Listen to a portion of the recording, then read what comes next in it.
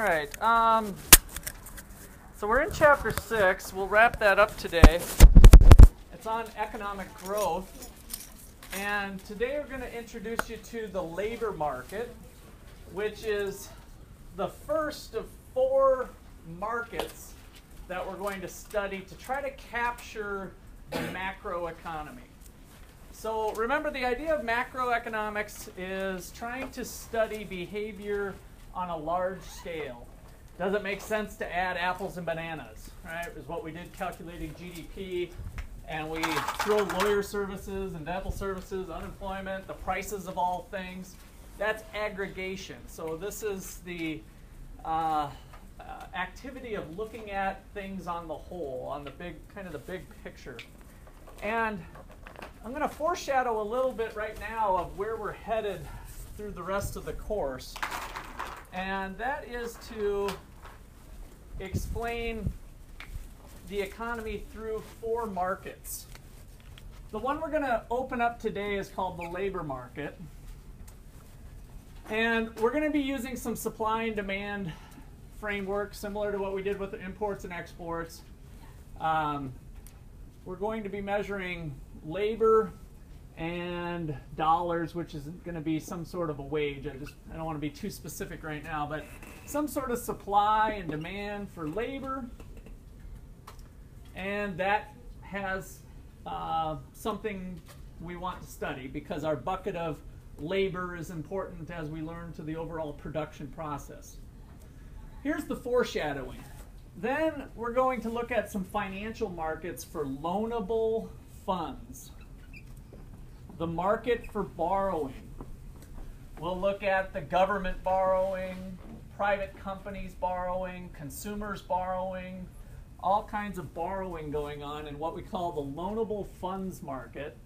And we're going to be measuring some interest rates. I'm not even going to put too much detail in here because I don't want to scare you.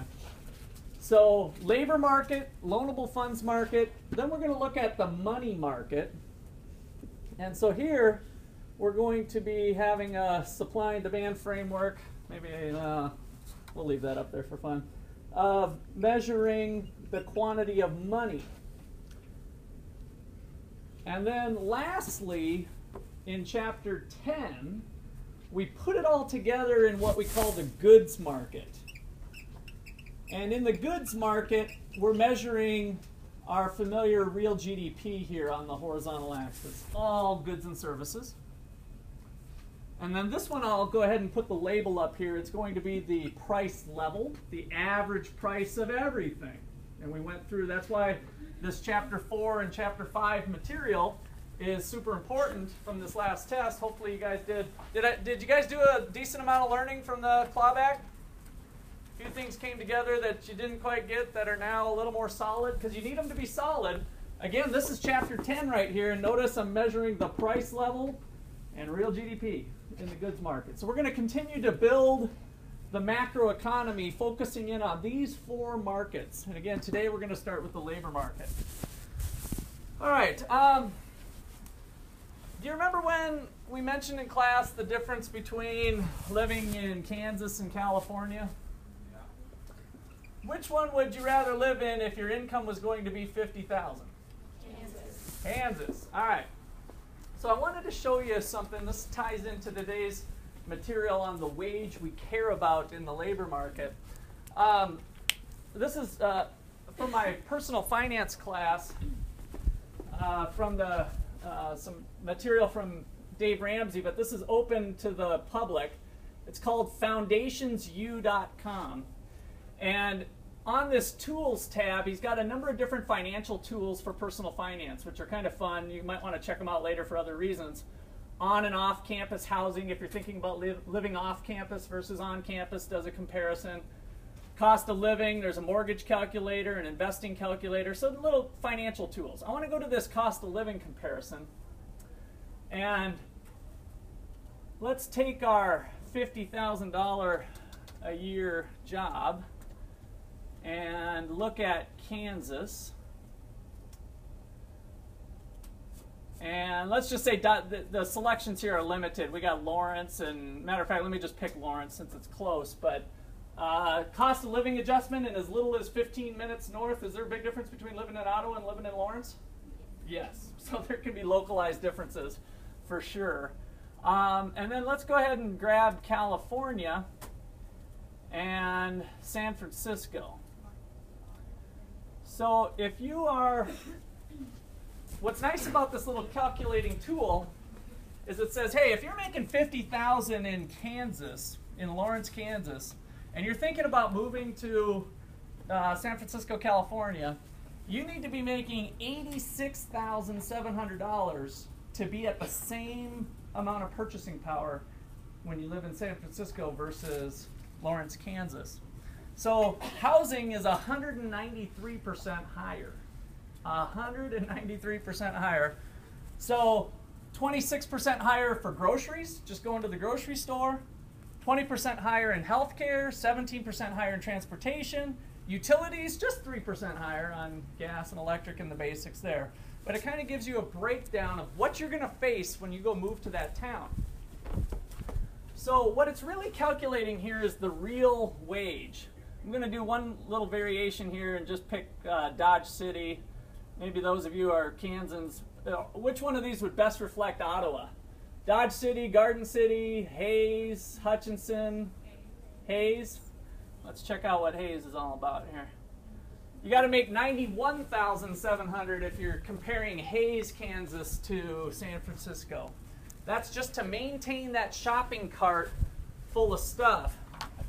When you go run to the grocery store in San Francisco, you need to be making that much more money to fill up your basket. All right, so what this is helping us look at is a real wage comparison between Kansas and San Francisco. And what they've done that they're not showing here is calculated a cost of living index, which is similar to a price index. And that gives you your real purchasing power of your money. So $91,000 in San Francisco buys you $50,000 worth of stuff you could have bought in Hayes, Kansas. All right, so that's kind of the focus today. Does anybody want me to throw, for fun, a different state, a different place, just to look? Put what? Okay, we can reverse it. So you want to... Well, that's what I thought we'd just take that advice and see if we learn anything from it here. So, Kansas and Dodge City. So we're moving from one to the other.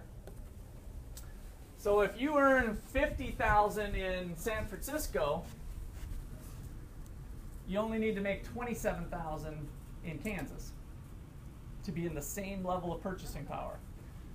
Or the flip side is, if you're currently making $50,000 in San Fran and you take a new $50,000 job in Kansas, same pay, well, that's a lateral move. Why would you want to do that? How much are you really making? $90,000, the first thing we did, right? So you move from California to Kansas, making the same amount of money, you're really making $40,000 more. So these are not insignificant amounts. Okay.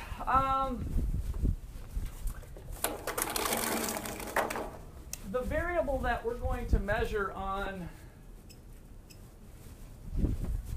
the vertical axis here in the labor market is similar to that, except we're measuring it across time, and so we're going to use the price level. So the real wage,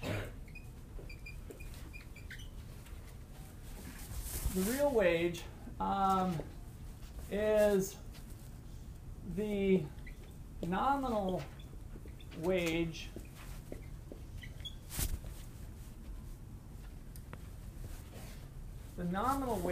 adjusted for inflation.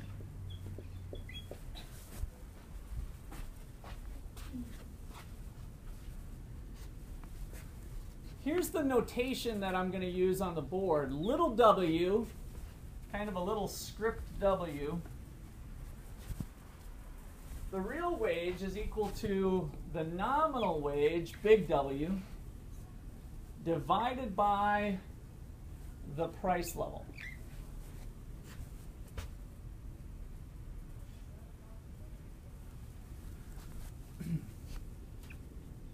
So note, this allows us to compare purchasing power over time.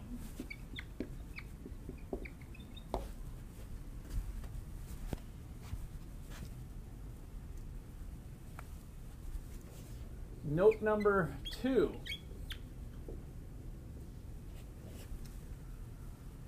You can also look at your real purchasing power through what we just did at first, comparing Kansas to California. That's holding time constant. Like if you move today to San Francisco, that's what you're facing, right?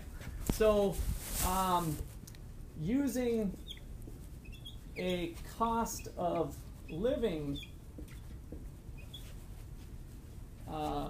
index, you can also compare purchasing power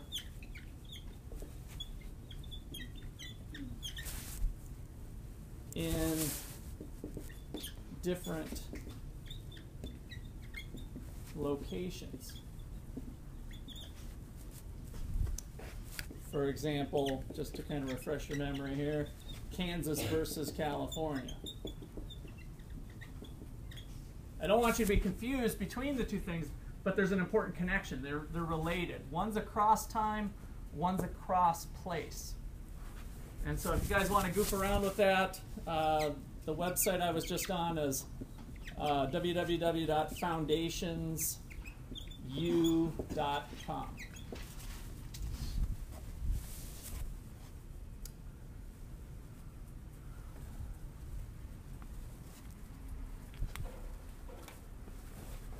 All right, so let's do a little example.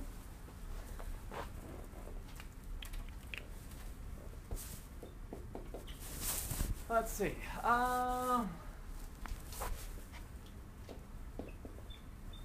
Suppose, does anybody have a nurse for a mom or a dad? Anybody got a nurse? Do you know roughly what they make per year, if you're willing to share that? Usually that's something we can look up, but She makes about 90,000. Okay. So suppose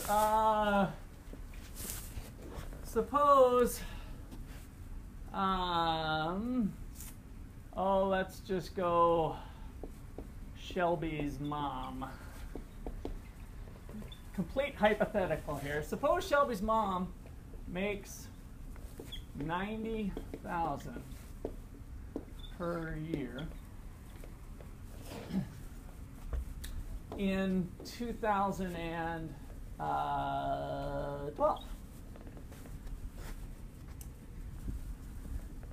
and gets a raise of 1,000 for 2013. She's completely tickled because of the recession and other things going on. Most people weren't even getting any sort of increase in pay, and she got 1,000. So she's pretty happy about that. If the price level in 2012 is 110, and the price level in 2013 is 113,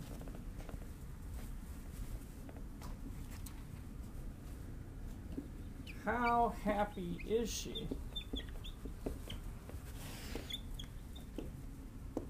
how happy is she in terms of purchasing power?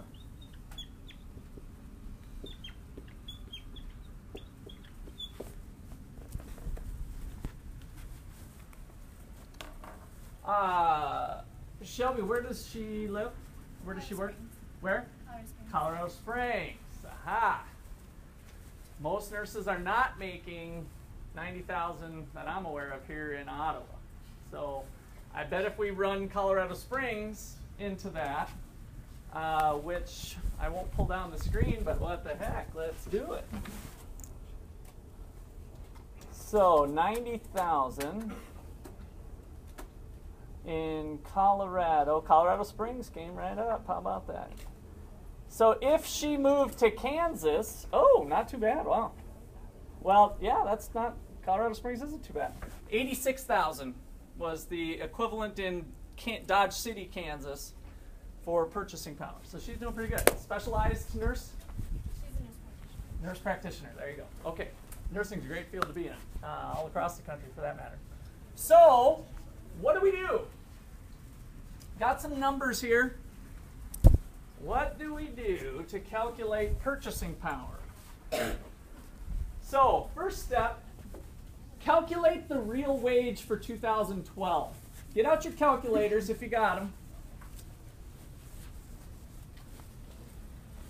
Start bringing a calculator. I think I saw a couple of you for the exam didn't have one. Basic calculator, no iPods, no phones, but you should have just a good basic, $5 calculator will do just fine for this class.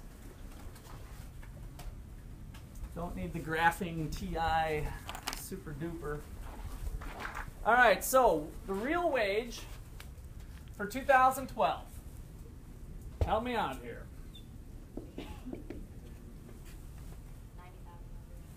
90,000 over 110. Now let's go ahead and do 110 equals, I'm sorry, what? 818.18. Now, do you think the 90,000 wage is really only worth $800 worth of stuff? Likely not. So I skipped over one little step with my formula here. We have that little slide the decimal place over. So one way to remember that is to think, if we're in the current year, let's say the base year, if the base year is 2003, then we're dividing by 1. The nominal wage is equal to the real wage in the base year. So add this extra note to this. Note, the real wage equals the nominal wage in the base year, because the price level equals 1.00. The price level's equal to 100, but the index number is 1. All right, so when we use this formula, we're really doing 1.10. So if we do that, what happens to this little decimal place? Shifts to the right. And now we got an answer that's got a little more teeth here. $81,000 worth of real wage. Okay, now let me pause there before we jump to the adjustment. Interpret that number for me. I gave you a little bit of a hint here.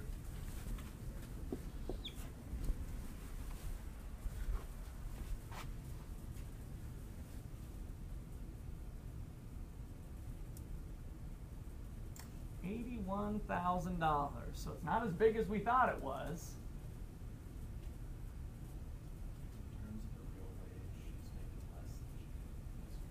Compared to the base year, right? So this particular thing anchors it back to the base year, which is not what I'm asking ultimately in this problem. But we've deflated today's wage by an index number that's linked to the base year. So what it's saying is that $90,000 today, buys you $81,000 of stuff that you could buy in the base year. So it's like a time machine, right? So if I took my $90,000 and went back in time, just like Michael Douglas, you know, back in time all the way to the base year, my shopping cart would be filled up with $81,000 worth of stuff, right? Less stuff because prices have gone up. Darren. I'm just confused. I thought the 90,000 was from the base year and the 110 was from the base year. Okay. I don't get I didn't identify 90,000 as the base year in the problem. It was just the current year's or this year's salary, 2012. Okay. So 2012 wasn't necessarily the base year. Okay, good question. Anything else to clarify that? Okay, so we go into our time machine, and now our shopping cart would be filled with 81,000. In other words, back in the base year, if I had 81,000, I would have the same amount of stuff that 90 buys me today. Right? So think of it as a little time machine deal here. So let me give you one quick little interpretation of this. So 90,000 today, 90,000 today, today being kind of in quotes here because I'm using the 2012 number, 90,000 today buys me what 81,818 could buy in the base year. I didn't give it to it, so it could be anything at this point. So then how do we know the price level is 1.00? Is that just given? Oh, the base year, it's always 1.00 in the base year. So maybe just add a little note to that. This could be any year that you choose. I'm just kind of speaking a little bit generically here for the base year. So if that was 2003, then we'd just insert, oh, well, that's what 81,000 bought in 2003. Okay? All right. Next one. The real wage in 2013. What's my nominal wage? 91 with the pay raise. So I'm getting 91,000 divided by 1.13, the new price level. 80,531. Is that what you got? Other people double check that? I hear some yeses. Okay, good. All right, so is Shelby's mom as happy as she maybe should be? No. So it depends on what we're comparing to. Is she happier compared to getting nothing? Yeah, it's always more is better. But she's not, what is it not doing?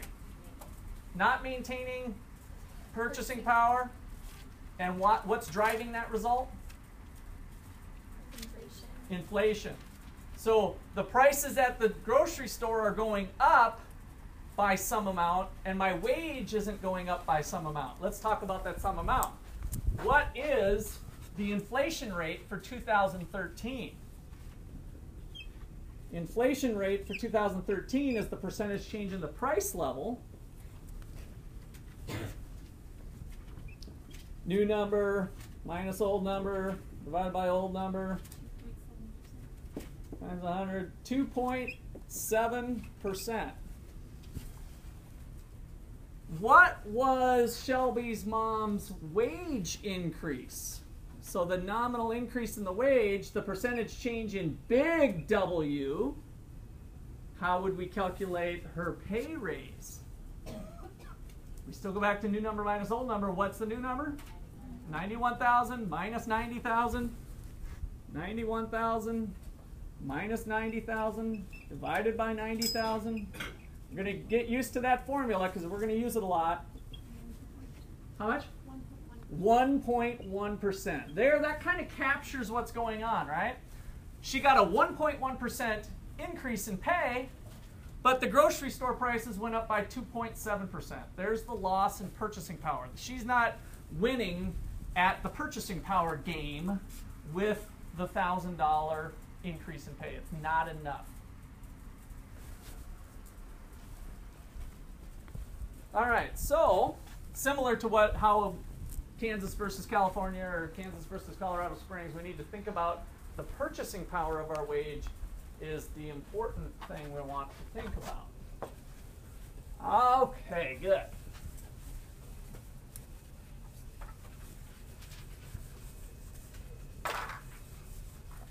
So, a couple comments before we move on into that supply-demand diagram. Hopefully you've learned the importance of looking at the real wage. Real wages are what employees and employers, for that matter, should be focused on for adjustments to well-being. We'll go back to our more generic form of well-being. Having a raise but not having it be enough to get more stuff is not good enough. Shelby's mom should be going back to the boss and say, oh, wait a second, didn't you read in the Wall Street Journal? It was 2.7%. This sucks. I'm going to start job hunting. Right? It's information that's going out from the market on prices. Hopefully both employers and employees have that information. Now, in the nursing market especially, is there another alternative for Shelby's mom if she's not getting treated right at her current employer? Heck yeah! Nurses are in high demand. So both the employer and the employee should be savvy to that. Otherwise, you might lose your good workers. All right? So that's the type of thing we got to be thinking about on both sides of the equation. Can I see your hand up? Yeah. Do they really calculate wages like that? Yes. Now, here's how it really gets done in real life, if you want to. We're kind of learning, since this is a college course talking about economics, kind of the underpinnings of it. But in real life, this is very well known. It gets talked about on the morning news almost daily, talking about inflation or economic growth, right? In some news form or not. So people kind of know what that is roughly, and then they start to make adjustments accordingly when they think about giving pay raises, that it needs to be at least this amount to keep people at the same purchasing power or greater to make them better off. If you're trying to reward somebody for merit-based pay, it needs to be higher than that to get them more. So that's how it would shake out in the real world. They probably wouldn't go deflating their real wages unless it's a big corporation with, some economists in the back room crunching some numbers or something. Okay. Anything else?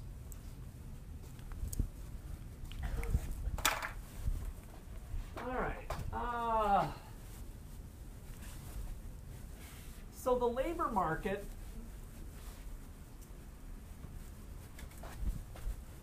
comes to us, first of all, in a physical form. So I want to think about, I guess to some degree, the business, in other degree, maybe the nation. So I'm going to tie these two things together. So a key point here to understanding the labor market is that the productivity of labor is very important.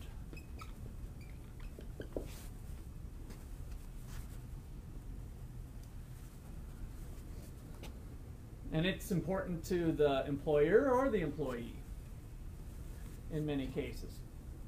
So the first graph I want to throw up here is output, the amount of stuff we're making, which we've now learned is real GDP, right?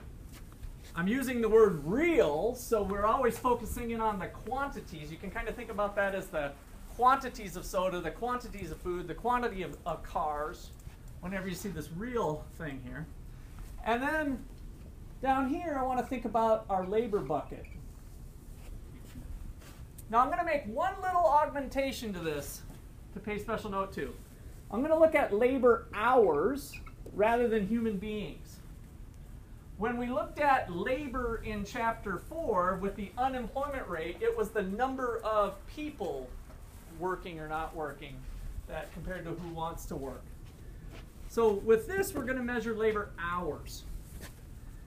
And if I was to draw a graph between the connection of people working and stuff we make, what do you think that would look like? Would it look like this, this, or this? Let's pick A, B, or C.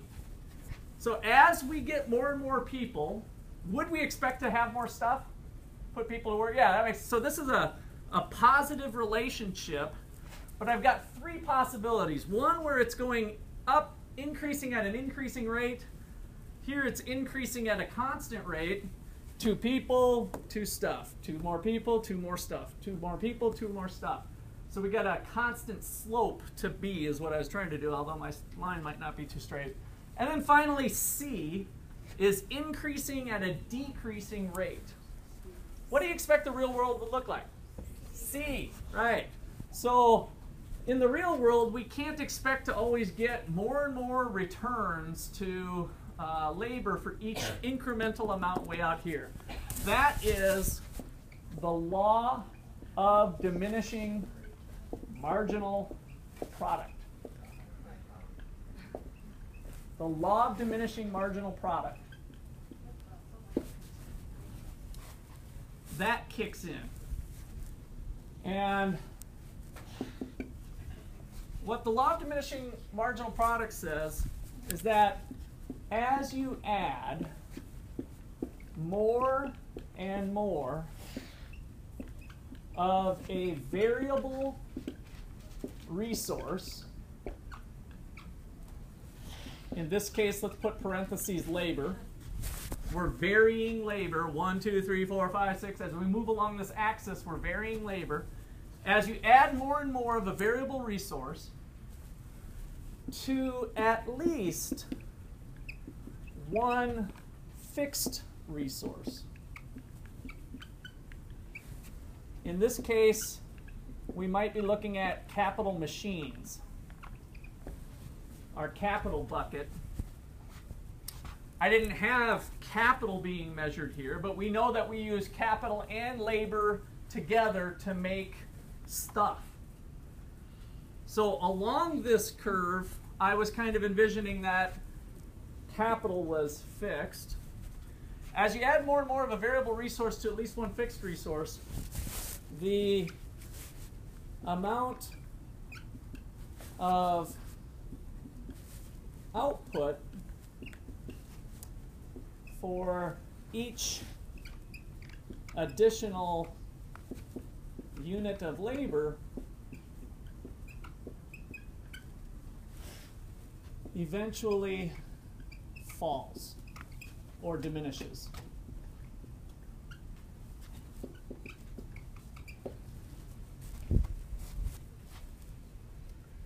That's graph C.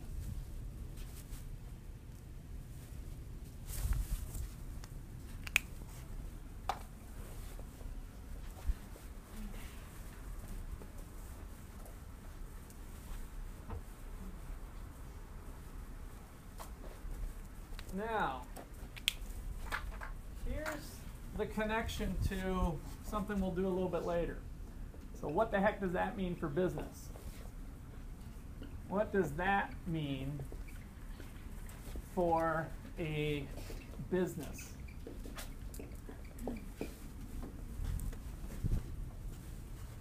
Well, it means something important.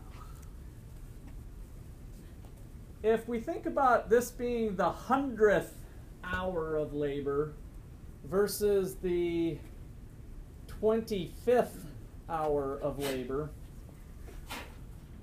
which hour of labor is more productive in terms of the stuff that that hour of labor is making? The 25th or the 100th?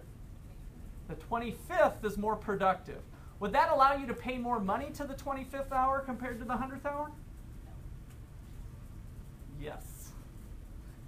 If this hour of labor cranks out 100 sodas, but this hour of labor only cranks out 2, I could afford, in theory, to pay more to this hour of labor compared to this hour of labor. So there ends up being a connection here between the willingness to pay for labor and labor's productivity. So what does that mean for business? The wage that a business can afford, and let's put the maximum wage. The maximum wage, assuming that we got a profit maximizing business, that a decision means they have to at least break even. That's what I meant by the maximum. They have to at least break even. The maximum wage that a business can pay for an additional unit of labor decreases as you hire more labor.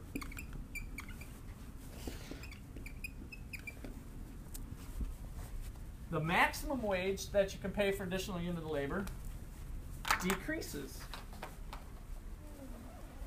All right, so that gives us a downward sloping demand for labor curve.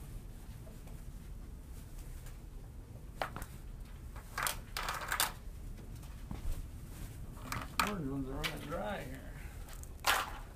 Burning up the markers. Okay.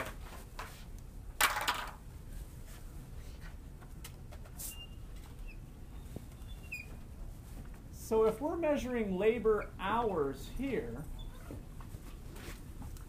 and now we're going to put the real wage up here, because the employer, as well as the employee, cares about the real wage.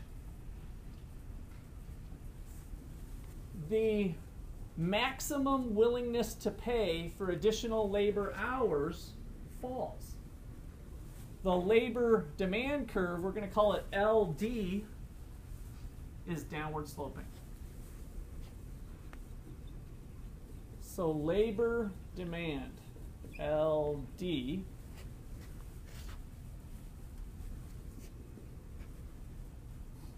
shows the willingness to buy labor hours at various real wages.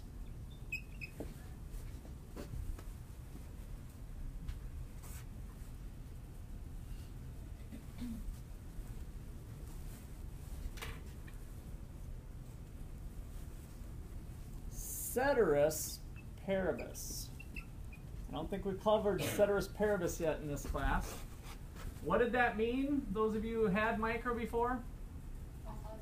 All other things held constant. Everything else held constant. We're not going to allow different things to change, like technology, for instance. We're not going to allow technology to change. It says holding that constant, what's going to happen? So ceteris paribus means holding all other things constant.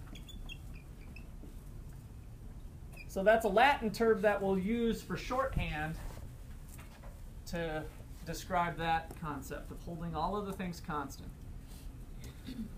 All right, now, the other thing to pay special note to is that the demand for labor is not the demand for beer or the demand for pizza, but these are businesses. In our circular flow of the economy, we're in the resource market. We're downstairs. We're down here, right? So it's households that supply the resource to the businesses, and businesses are the ones buying the resource. This could apply to the machinery market, the capital market, or it could apply to any other resource. So we're not thinking in terms of a buyer purchasing an output, but rather a business purchasing a resource. Which leads me to the supply curve. Any questions or comments on that so far? All right, our other side of the equation is households that are supplying labor, the labor supply curve. Now, it's stating that in order for households, in order for people to supply more labor, they need a higher wage.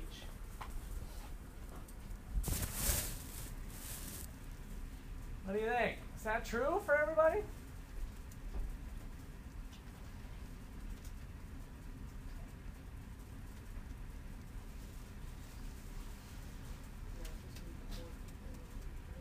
Just to get more people at this amount? I mean, do people put in extra hours? Do they always get paid more money? No, they don't, in general. But we're looking at a lot of people here, right? We're looking at the whole labor force. And there's some people that are in the labor force and some people who are not in the labor force. In order for people to be induced back into the labor force, maybe it's that retired person that's like, oh, geez, I can't turn down a wage that high, right? In order to induce people from their alternatives, from their opportunity costs, you need to give them a little bit more pay. So the labor supply curve in general is upward sloping. If you want to get more people into the market, you have to have higher pay, higher real wages. That's the supply curve. That is households now with the decision to work or not to work. When you start pushing an employee up towards 40 hours, there's some laws in place.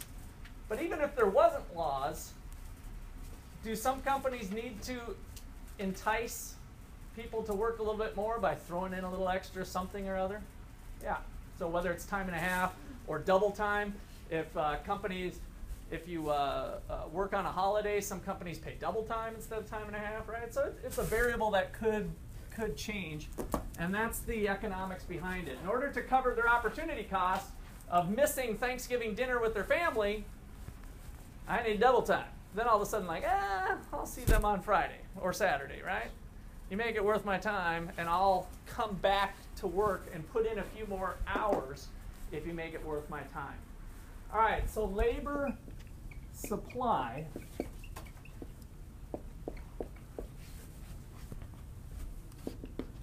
shows the willingness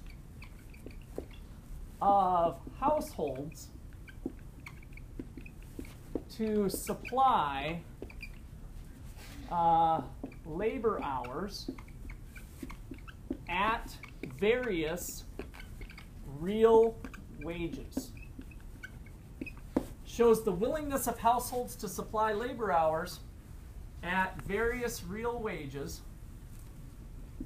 ceteris paribus, holding all of the things constant for them.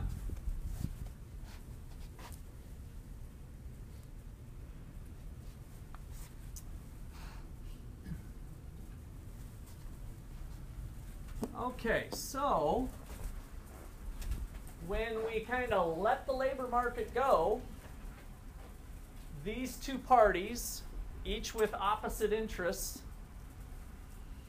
battle it out. Maybe it's not a battle, often it's a very cooperative effort, but they come to terms at some average real wage rate. The equilibrium real wage for this many hours being worked, let's call it L star, in the labor market.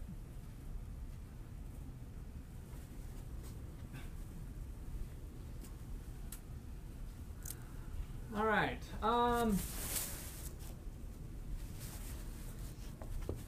So let me make one special note here about equilibrium.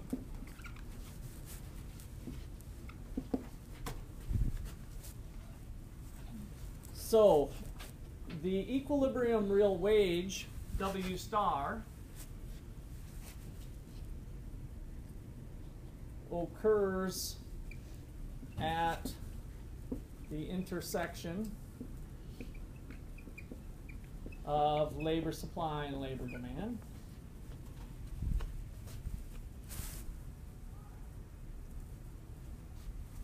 As well as an amount of hours being worked.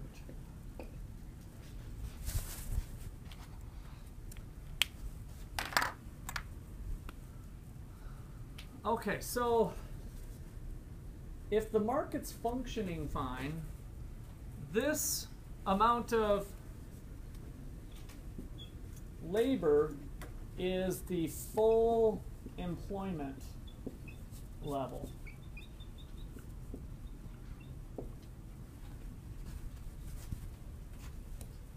Full employment level in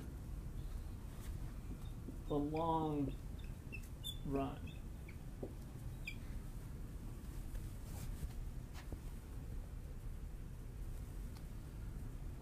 So, full employment should ring a bell for you, hopefully.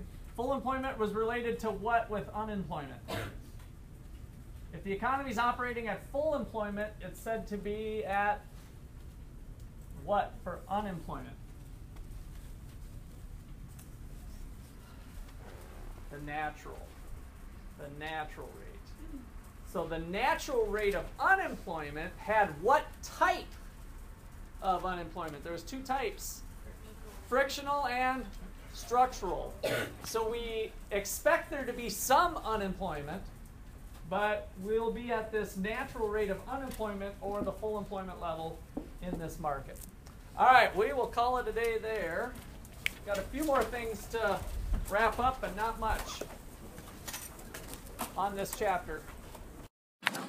Your homework for this chapter is due a week from this Friday, I think. So all of the homework dates are posted online, so make sure you're keeping up with that in your personal calendars.